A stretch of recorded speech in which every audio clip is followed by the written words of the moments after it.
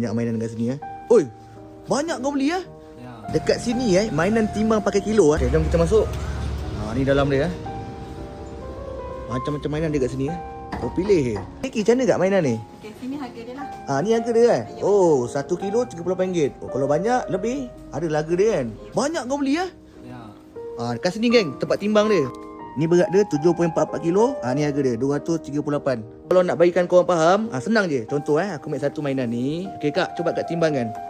Okey, berapa harga dia? Okey, sini berat dia 0.15. Okey. Harga dia lah RM5.7. Okey, harga dia RM5. Kau tengok banyak bersusun Kau ambil semua ni, kau timbang pakai kilo. Macam-macam mainan dia kat sini Oi, kau minat Ya, daripada kecil lagi aku memang minat. Apa kata? Teruk beli mainan ni?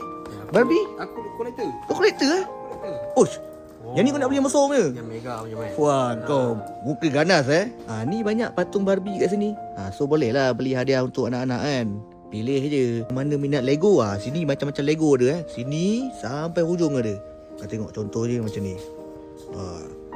Kanak-kanak suka ke main Lego ni kan? Pedang laser pun ada Wah, pap pap pap. Mainan apa ni? Teruk. Main kat bawah. Apa kau main Piano. Budak-budak suka ni. patung-patung dinosaur ni ramai suka ni. Yang besar pun ada ke? Wush. Ni bahagian kereta Macam-macam kereta ada kau tengok. Ni kereta kecil. Kereta kecil. Kereta apa ni? Wah, cantik Kak, dengan kata ada free gift kat sini. Ya, kat sini ada free gift untuk kanak-kanak bawah 12 tahun sahaja. Kalau bawa masuk kanak-kanak kedai, beli ke tak beli mainan, tetap akan dapat free gift. Oh, kalau tak beli pun dapat juga? Ya juga. Oh, tok mainan macam-macam ada Okey, kat sini dekat cawangan Jasin sajalah kalau ada free gift. Oh, Jasin kan ada dua kan? Ya betul. Satu Batu Benas dan sini dekat cawangan Jasin. Oh, dekat Jasin sahaja yang ada free gift.